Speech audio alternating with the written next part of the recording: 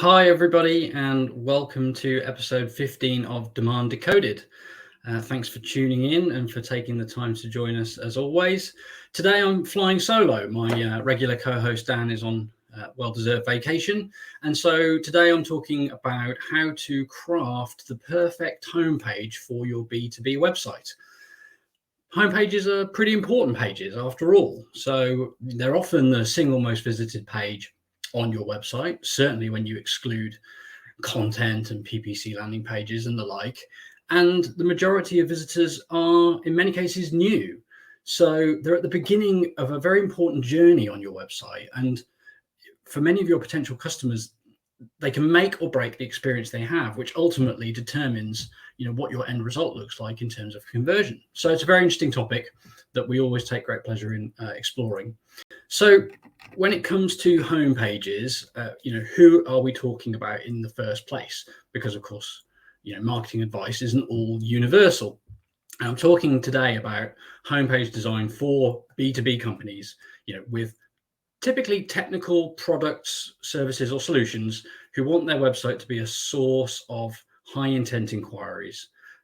Predominantly, that's the audience for which this advice applies.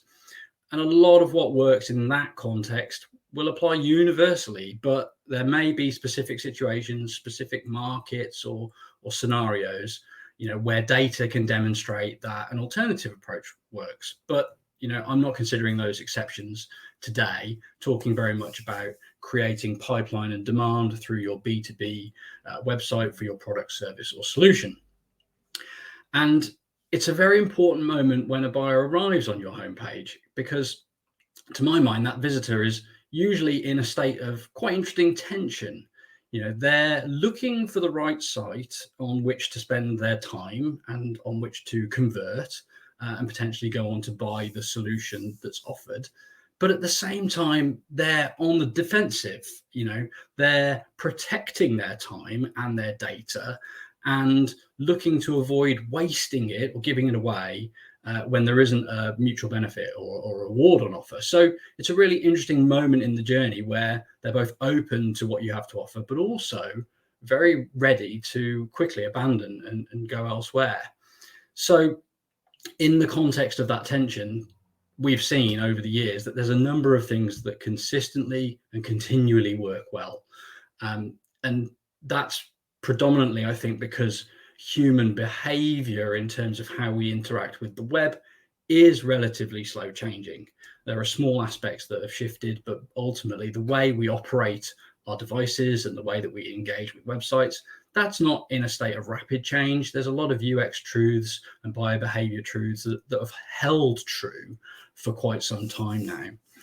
And there's a whole host of other things that, no matter how attractive they may seem and how desirable they may appear, sadly, they're nearly always going to negatively impact that performance. So there's nothing you can do to make a buyer more receptive or responsive to certain things that I think are nevertheless, common to see on B2B websites, common requests of stakeholders or ideas that we have. So really, it's a process of fine-tuning the website to filter out those nice to haves that are going to negatively impact your performance, and adopting some, if not all, of the best practices that we'll talk about today that can really, increase the engagement and the conversion rate of your homepage and therefore of your whole website. Because buyers are in that moment of tension, they're looking to very quickly decide whether this is the right website for them or not. This is why you've really only got mere seconds when a visitor arrives to pass what's sometimes called the blink test, during which they instantly judge the value of your site to them at that moment in time, and they decide whether to leave or whether to stay.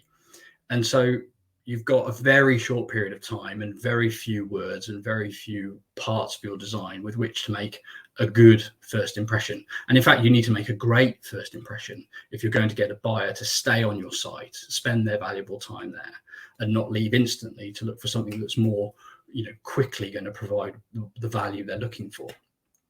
So you've got to make a great first impression. And even if you do make a great first impression and pass the blink test, there's still an uphill climb in front of you to build the credibility and the trust that leads them to explore the site further, take the navigation options and the signposts that you lay out for them, and even go so far as to convert. So there's a lot more to do once you're past that critical first moment. And I think Nielsen Norman had a statement which rings true, and it's kind of a universally applicable statement in the context of homepage design, which is, they say, don't assume, design for new visitors too. And one of the traps that I think applies throughout what we're going to talk about today in terms of homepage design is falling foul of forgetting who your website is for, it being for your buyer and not for yourself or your internal stakeholders or team. And more than that, it's actually often for people who have not visited your website before, don't know a whole lot about you, are not familiar with your brand, your proposition, or your offering. And so it's a mistake to design the site around people that you suspect might be repeat visitors or might have high levels of familiarity. Even if demand generation activity and awareness creation is going really well, when visitors first arrive, often they're in a state of net new knowledge. They know nothing really about your solution and what you offer, and they're there to learn it. So we've got to target those first time visitors for the best results.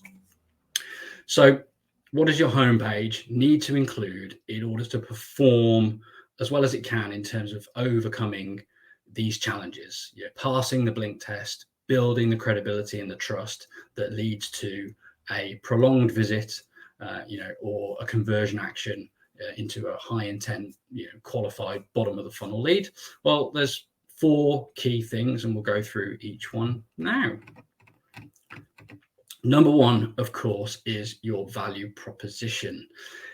It's so important to get this part right because it is the cornerstone of everything else that comes along later. It's how you get past the blink test. It's how you set up the visit for building that credibility and trust. And it's imperative to the buyer's experience of your website. And, value proposition is, of course, ultimately, why should a visitor buy from you? And there's a few things that go into creating an effective value proposition. The most basic way to describe it is to say that your value proposition combines what you do, what you offer, who you do it for, what problem you solve, and to some degree, how that's different from other available solutions, although that can't always necessarily be fit into the first opening salvo of content, or the short passage that they see. You might have to use more of your homepage to convey all of those points. The most important thing by far is to remember to communicate it clearly. It's so harmful when overly creative or obfuscatory language or buzzwords or straplines get used in place of clear and concise value proposition. These first time visitors that are arriving, looking to make a very quick decision about whether they're going to stay on this site, really don't have time to decode an overly complex or opaque message about value proposition. As mentioned, they want to know, what do you do?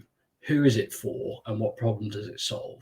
And the quicker and more clearly you can communicate that on your website, the more of the right kind of visitor and the right kind of buyer will stay to explore. There's a positive upside to getting really clear about your value proposition, in that often that will naturally contain a keyword that describes your product that is also the one that buyers use when they search. And of course, that's going to make it far easier to rank for an attractive commercial keyword that buyers use to find solutions like yours. And that does no harm at all, of course. That being said, in marketing, there do have to be compromises sometimes. And I think getting your true value proposition across clearly is more important marginally than fitting in a attractive, relevant keyword to your website's, homepage headline, for example. because you'll likely have other pages that act as good landing pages for commercial keywords. You'll also have content and pillar pages driving in traffic around a range of attractive keywords. So it's not a critical point, but it's worth bearing in mind that a clear value proposition statement in many cases contains the keyword that buyers use to describe your solution. And if it does, that's going to give you better results. Now, when it comes to the value proposition, we've talked about how it's a key method for getting past the blink test. And that kind of necessitates that it occupies the header section of your homepage, the first part that loads and the first part that's seen, because that's the only part they're going to see in the few seconds that they give you to win their engagement, if you like. And with that in mind, it's really the reason why it's inadvisable in the majority of cases to use that valuable header section for anything else. As I've mentioned, when you look at your analytics, you'll most likely see the majority of visitors are in fact new visitors, and even the returning ones are probably more interested in understanding your proposition from a purchase point of view. It's only in certain special cases, I think, where return visitors are coming back to consume new content about your company.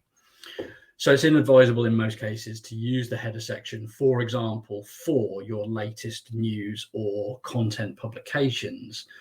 Although I will say that there are situations where that may prove to be the right approach.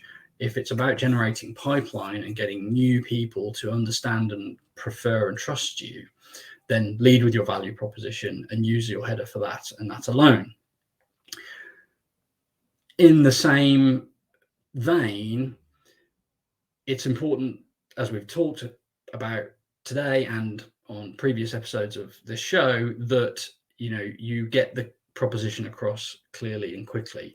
And to that end, motion basically is a no-no. And you'll have heard me say that sliders are bad. They are bad.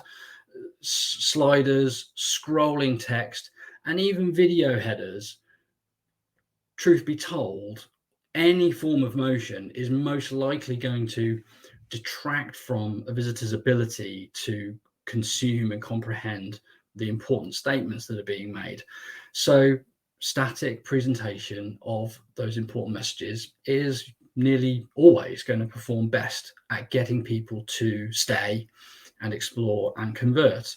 And as much as we would like our snazzy video header or our scrolling text concept to fly, truth is it's going to harm us most likely. By all means, test it, but typically we see that in B2B, the static presentation works. Now, you need images alongside your value proposition too, of course, and the reality there is that in most cases, people want to see your product if it's possible to show it. So, if you're selling software, then there's nothing better to show than the software itself in that header section. It builds trust and credibility faster than anything else. Complex software solutions can be abstracted, but I think you've got to be wary that your abstraction doesn't drift too far from the reality, because everybody's skeptical and nobody wants there to be a big difference between the expectation that they saw on the website and the reality that they experience when they convert or take a demo or buy the software or start using it. So abstract UIs need to be considered carefully so that they're not too far removed from the real product. Beyond that, you can use illustrations to articulate your proposition if it's a service or if it's a solution. But don't make it overcomplicated, because again, we've got very limited cognitive, load available to us when buyers come to the website. We want to make it simple for them to understand and comprehend what our proposition is. So simple, clear, concise value proposition statements that convey what you offer, who it's for, what problem it solves, and the product or the service on offer, visualized, is a great way to start. And if you do that, you've got the highest possible chance of passing the blink test and the visitor, either looking down to the next section or scrolling down to the next section of your page. which moves us on to one of the second most important elements for your B2B website homepage, which is proof and evidence. It's well known that proof, sometimes referred to as social proof, the evidence that other people trust and use your solution or offering, is a really powerful signal to new prospective buyers. So when visitors arrive on your website and they see either logos that you work with, testimonials, quotes, reviews, or case studies, it's going to be helpful in building the trust and credibility that they need to convert. So it's a really good idea to ensure your homepage features this. There is a wide range of ways that you can deliver this to your visitor. And in reality, it's probably worth considering using a variety of them throughout the page and the site. So it's not unusual to see a strip of logos, shortly after a header section. And I think that's a good thing to consider because it quickly gets across, a key point. You're used by brands that either in the relevant sector or the relevant geography, or with the, credibility that confers the credibility and trust onto your brand. Really good idea to try and go further than saying trusted by, because there again is a certain skepticism, I think, that exists, which is sometimes when we look at websites and we see the logos that are on them, we stop and wonder, what capacity they're using them in. Are they really clients of this business now, or was it in the past? There's some doubt that is brought along with logos. So I think a clearer header that states who in the business or what context within the business the solution is used in can really up the credibility and the trust that's developed from that strip of logos. But it's worth considering too how and where you can use either actual reviews, that 5-star reviews or very high scoring reviews from platforms like Trustpilot and so on, and other systems, and even ones you've received, directly, can be a really powerful signal too. So those could go alongside your logos or in place of them. But it's also really interesting to explore using those snippets of content, those testimonials, to support claims that you're making throughout the page. So we'll be moving on to the next sections of content of the page in a moment, but a testimonial or a review or a short comment from a really credible business alongside that supports a claim that you're making alongside it can be a really valuable way to use that proof that you have, that evidence that you have, put it in the context of the feature, and people will trust it even more. There's a slightly separate topic, which is putting trust signals, putting proof and evidence, particularly testimonials, alongside bottom of the funnel conversion forms and the like, can be a really powerful way to get more people to take that final step. Not the subject for today, but worth considering nonetheless. So I think really exploring the variety of proof signals that you can gather and the ways that you can use them throughout your homepage, in addition to that logo strip, is a really useful way to build trust, credibility, and signal the value to the buyer. And if you do that, you'll be able to move on, I suppose, to point number 3, which is differentiation, or how it works.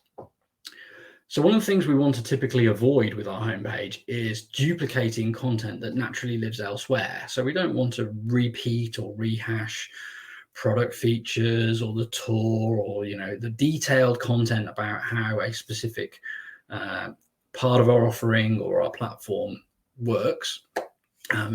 We don't want to duplicate that whole content, but it's really important on the homepage to create a sense of differentiation between what you offer and either the status quo or the other likely solutions that a buyer is considering. Now, if you can get differentiation into the value proposition, that's no bad thing, I don't think. Get it across quickly, clearly, and concisely, and you'll win more attention and you'll create more conversions. But when it comes to populating the homepage with content, it can be a really good idea to think about how can I communicate, what's different about the way we solve the problem compared to competing solutions or doing nothing. And so that may come across in the form of benefits or features supported with, illustrations and images or screenshots or photos. But I think it's really important to look at it through the lens of differentiation and creating separation between you and the other solutions. One way that I think is underutilized to do this is to actually expose how your product, service, or solution does what it does.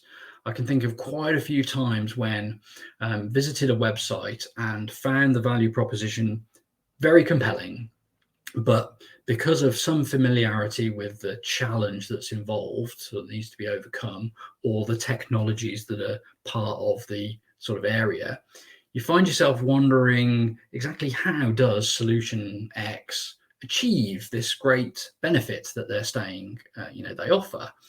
And so for some businesses, I think it could be really valuable to lay out how you perform or accomplish what you say you do, and answer the key questions that buyers might have about the reality of using your platform. If I think about how this might work in some of the situations I've encountered, it might be about how you gain access to the data that you're using and you claim to be able to analyze. Or if you do something that no one else can, it's worth exposing to some degree, how you've made it possible with what innovation or with what process you can do what you say you do. And I think for a lot of businesses, that would be a great way to answer key questions that the buyers have that would increase the trust, increase the credibility, and get more of them to the bottom of the funnel for that high intent conversion. For services businesses and some others, it can be interesting to expose the process that you go through to either work with a client or achieve the results that you do, because again, it increases the transparency and it increases the trust, and buyers are looking to get all the information they seek in a self-serve manner before speaking to sales. So showing them the process that you're going to take them through is a very powerful way to build that trust, build that credibility, and create some unique content for your homepage that serves the purpose of generating that increased conversion rate. So that's a really good way to do it.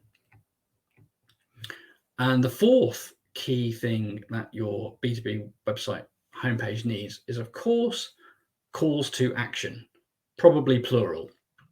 And these are a really interesting area of UX and content and design.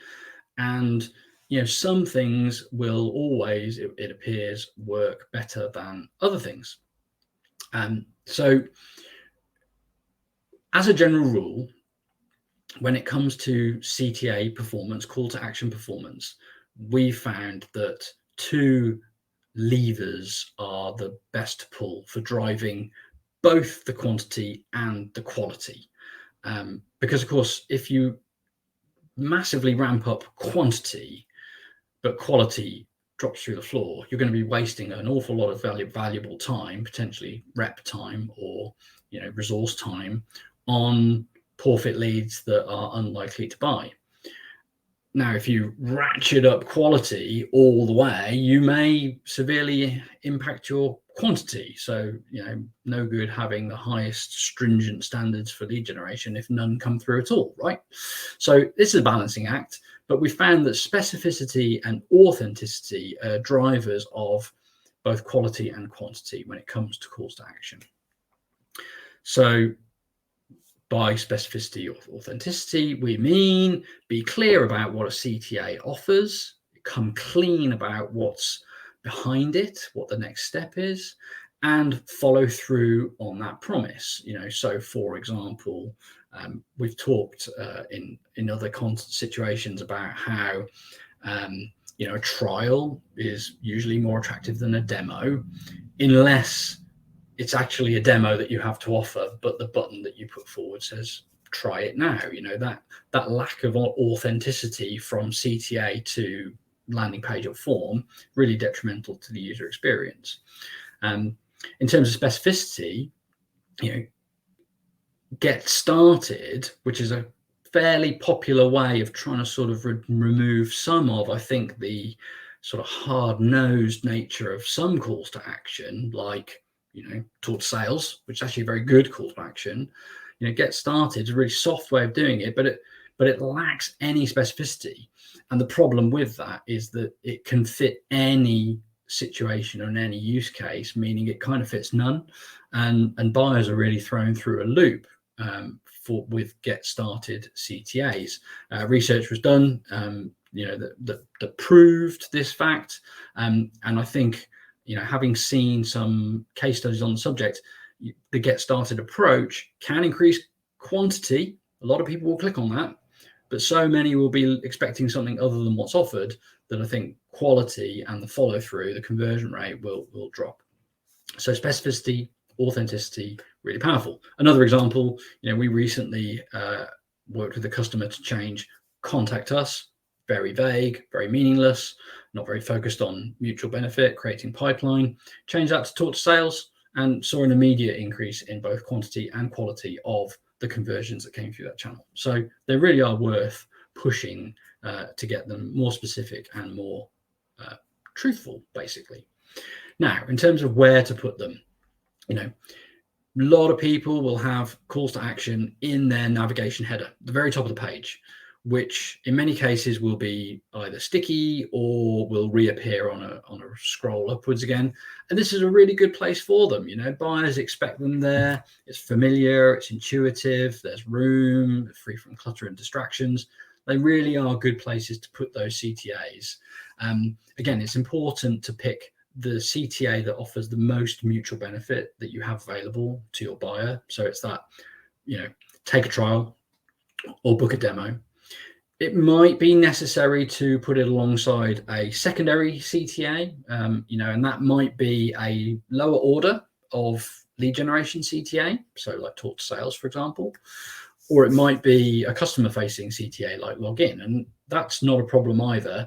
It's just really important here and everywhere to use styling to distinguish the primary CTA that you want new visitors to take to generate pipeline from the secondary CTA that is either less important in terms of pipeline generation, or that existing customers will know to look for, and it doesn't need to stand out as much in order to serve its purpose.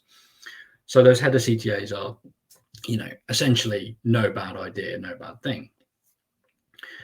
In the hero section, there's an interesting conundrum, which is, do we put a CTA or multiple CTAs there? And the challenge that we face is that, having just read the value proposition, in most cases, logic says a new visitor probably isn't ready to jump to the bottom of the funnel, except some probably are.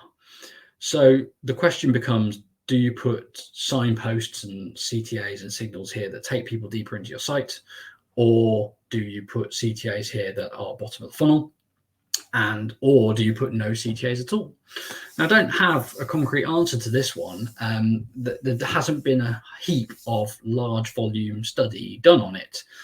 One study that I did come across today actually found that on a particular website, there was a 31% higher conversion rate on the site overall when there were no CTA buttons in the hero section, compared to when there were hero CTA buttons in the hero section. So that was a really interesting find.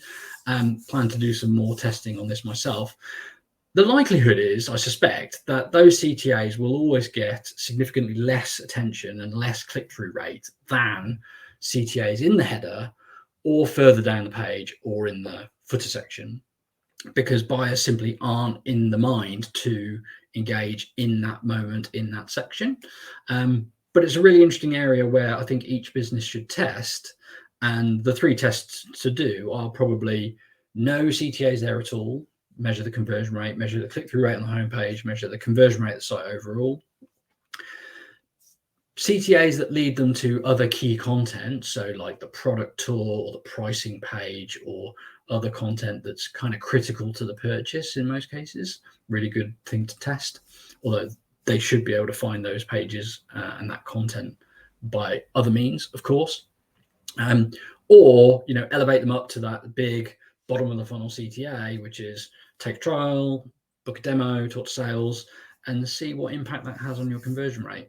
As I said, many things in website design, no matter how appealing they are to us, don't drive measurable, attractive increases or decreases in the performance. So it may be neither here nor there, but by all means test and let us know what you find. We'll do the same when we can do that. Then I think we've got to think about CTAs throughout the rest of the page, which is probably going to be about signposting people to the next logical step. So when you've got differentiation, which is largely going to be related to the problem solved or the features or benefits of the product, you're going to most likely want to signpost people to pages within the site that are more detailed on that subject, so products and so on. When you get down to the bottom of your homepage, what we've seen is it's very common for businesses to put before the footer, a nice full width CTA. Commonly, they're either promoting a piece of content, a resource like an ebook or a guide or a white paper, or simply just a big, very, very clear call to convert, go contact us. Universally, we've seen that those sections, those banners, do very little at all. They don't get clicked. Visitors to homepages are not typically looking to find ebooks and guides. So when they promote content, that usually just doesn't do anything for performance or conversion. It's ignored for the most part. Heat mapping can help you confirm if that's happening on your site, as can measuring click-through rate to the next page and so on. And similarly, when you put forward that big, convert here proposition, as often as not, buyers are inclined to go around it. You've got to remember that buyers want to be in control of the purchase process. They want to be in charge of what happens. And as a result, a lot of the things that we do to try to channel them a certain way, they resist. They go their own way. Those header CTAs, which they feel are universal and intuitive, they take and they accept, and they will click on footer links to a variety of things. But so often they'll click over that, they'll skip over that CTA section on your homepage. So I'm in favor of leaving those out altogether and improving and optimizing the other calls to action, as well as the other sections of your homepage we discussed today, so that you're generating the highest level of conversions that you can with the key content that buyers need. So if you refine those 4 sections of your website homepage, your value proposition, how clearly and concisely it's communicated, how it's presented in an acceptable way to the buyer, so that the blink test is a success. You communicate the proof and the evidence that you have, that you're trusted and you're credible, that you differentiate yourselves from the competitors and from the do-nothing status quo, alternative, and you provide specific and authentic calls to action in logical places and ways that are proven to convert, then you've got a great homepage for your B2B business that will set the visitor up to have a productive visit, to stay, to engage, and to convert. And this will usually correlate with an increase in the high intent inquiries that you receive, that we typically call MQLs, not top of the funnel leads that download ebooks or are scored, people who are ready to talk to sales or ready to experience the product, and an increase in the pipeline that's generated too. And those core principles, are rooted in buyer preferences today, user experience testing, and they've been tried and tested over and over again. So it's not that they are guaranteed to succeed, but they're the closest thing to it. So please go forward, review your home pages for those factors, improve and optimize if you can, and enjoy reaping the rewards. And of course, let us know how you get on. I'll wrap up there And I hope that you enjoyed this episode of Demand Decoded. Be sure to follow the Blend LinkedIn page to join our future live events. And you can watch this and previous episodes of Demand Decoded on our YouTube channel, or you can listen on Spotify or Apple Podcasts. Just search for Demand Decoded. Thank you very much for tuning in, and see you next time.